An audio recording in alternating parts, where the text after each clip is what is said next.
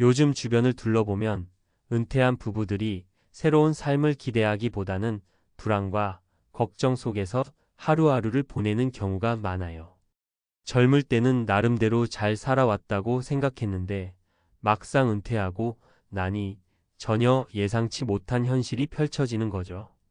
특히 대화 중에 자주 듣는 말이 있어요. 이렇게 살려고 평생 일한 건 아닌데. 라는 탄식이죠. 사실 은퇴라는 게 누구에게나 찾아오는 인생의 커다란 전환점이잖아요. 하지만 그 전환을 준비하는 사람과 준비하지 못한 사람의 노후는 하늘과 땅 차이가 나요. 막연히 연금이나 퇴직금이 있으면 괜찮을 거라고 생각했던 분들이 막상 은퇴 후 몇 년 지나고 나서야 현실을 체감하는 경우가 많아요. 오늘은 한국 은퇴 부부들이 겪는 현실적인 문제들을 사례와 함께 풀어보려고 해요. 사례 1. 월 300만 원이면 충분할 줄 알았죠. 그런데 아니었어요. 박 씨 부부는 60대 초반에 나란히 은퇴했어요. 박 씨는 대기업에서, 부인은 학교 행정직에서 일했죠. 두 사람 모두 퇴직할 때까지 열심히 일했고 연금과 퇴직금도 나름대로 챙겼어요. 은퇴 직후엔 꽤 여유로운 생활을 할 줄 알았대요. 왜냐하면 월 300만 원 정도의 연금이 들어오니까요. 처음엔 괜찮았어요. 자녀들도 독립했고 노후에 돈 쓸 일이 많지 않을 거라고 생각했죠. 그런데 문제는 예상치 못한 곳에서 터졌어요. 생각보다 의료비 지출이 컸고 또 친구나 친척 모임에서 빠질 수 없는 경조사비가 은근히 부담됐어요. 게다가 자녀들이 간혹 경제적인 도움을 요청해 올 때마다 거절하기 어려웠죠.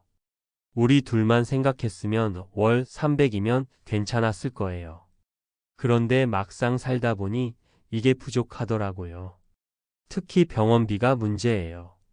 요즘은 감기 한번 걸려도 병원비가 예전 같지 않잖아요. 이 부부는 결국 작은 아파트로 이사하고 생활비를 더 줄여야 했어요. 여유롭게 여행 다니면서 노후를 보내겠다는 꿈은 점점 멀어져 갔죠. 사례 2. 자녀 뒷바라지가 끝이 아니더라고요.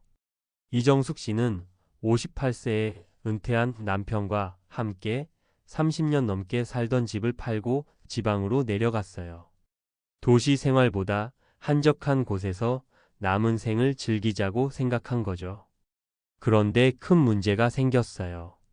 자녀들이 생각보다 독립을 하지 못했던 거예요. 큰아들은 결혼 후 맞벌이를 했지만 아이가 생기면서 생활비 부담이 커졌고 둘째 딸은 취업 준비 중이었어요. 이 씨 부부는 결국 자녀들에게 매달 일정 금액을 보내주기 시작했어요. 처음엔 몇 개월이면 끝날 줄 알았는데 그게 5년째 이어졌어요. 우리가 자식들에게 너무 많이 기대하게 만들었나 싶기도 해요. 그런데 또 자식이 힘들다는데 어떻게 안 도와줘요? 그렇게 살다 보니 정작 우리 노후는 뒷전이 됐어요. 이 씨 부부는 자녀들에게 줄 돈을 마련하기 위해 다시 단기 아르바이트를 시작했어요. 은퇴 후에도 경제적 부담에서 벗어나지 못한 거죠. 사례 3. 부부 관계가 이렇게 어려워질 줄은 몰랐어요. 김 씨 부부는 남편이 35년간 직장 생활을 하고 은퇴하면서 본격적인 노후를 맞이했어요. 처음엔 둘만의 시간을 보낼 수 있어서 좋았대요. 하지만 몇 개월이 지나자 부부 사이에 문제가 생기기 시작했어요. 남편은 하루 종일 집에만 있으면서 TV를 보거나 스마트폰을 만지작거렸고 부인은 집안일과 남편 뒷바라지로 지쳐갔죠. 젊을 때는 각자 일하느라 부딪힐 시간이 없었는데 이제는 하루 종일 같이 있으니 갈등이 많아지더라고요. 사소한 것까지 싸우게 돼요. 내가 이 사람하고 이렇게 맞지 않았나 싶을 정도로요.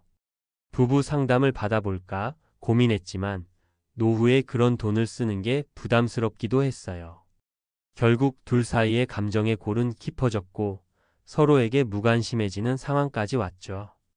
전문가 칼럼 은퇴 부부가 겪는 문제의 해법은 은퇴 후 부부들이 겪는 현실은 생각보다 복잡합니다. 경제적 문제, 자녀와의 관계, 부부 간의 갈등까지 다양한 요소들이 얽혀 있죠. 그렇다면 이 문제들을 어떻게 풀어나가야 할까요? 전문가의 시선에서 몇 가지 실질적인 조언을 드려볼게요. 1. 은퇴 전후 경제 계획은 현실적으로 세워야 합니다. 많은 분들이 막연하게 연금이면 충분하지 않을까? 라고 생각해요. 하지만 실제로 은퇴 후 지출을 계산해 보면 생각보다 돈이 많이 나갑니다. 의료비, 경조사비, 예상치 못한 자녀 지원까지 포함하면 월 300만 원도 부족하다는 걸 느끼게 되죠. 그렇기 때문에 은퇴 전에 구체적인 경제 계획을 세워야 해요. 현재 자산과 향후 예상 지출을 세부적으로 점검하고 여유 자금이 부족하다면 은퇴 후에도 소소하게 수익을 낼 수 있는 방법을 고민해 보세요. 재능을 활용한 강의나 자문, 파트타임 일자리 등 여러 옵션이 있어요. 2. 자녀와의 관계, 적절한 거리 두기가 필요합니다. 많은 부모들이 은퇴 후에도 자녀의 경제적 문제를 돕는 경우가 많아요. 하지만 무조건적인 지원은 오히려 자녀에게 독이 될 수 있어요. 부모가 스스로의 노후를 희생하면서까지 자녀를 돕는 건 장기적으로 모두에게 좋지 않은 결과를 가져옵니다. 자녀가 경제적으로 어려움을 겪을 때는 단기적인 도움을 줄 수 있겠지만 그 기간과 범위를 명확하게 정해야 해요. 또한 자녀에게도 부모의 경제적 상황을 솔직하게 이야기하는 게 중요해요. 부모가 무리해서 돕다 보면 결국 부모 본인의 노후가 무너지는 상황이 오기 때문이죠. 3. 부부관계 새로운 역할 정립이 필요합니다. 은퇴 후 부부 간의 갈등은 많은 경우 각자의 역할 변화에서 비롯됩니다. 남편은 직장에서의 역할을 잃고 집에 머무는 시간이 늘어나고 아내는 평생 집안일을 도맡아 하다 보니 피로가 쌓이죠. 이럴 때는 서로 새로운 역할을 찾는 게 필요해요. 예를 들어 남편이 집안일 일부를 맡거나 부부가 함께 할 수 있는 취미를 찾아보는 거예요. 은퇴 후의 부부 생활은 젊을 때와는 다릅니다. 서로가 새로운 역할을 통해 균형을 맞추지 않으면 불만이 쌓이고 갈등이 커질 수밖에 없어요.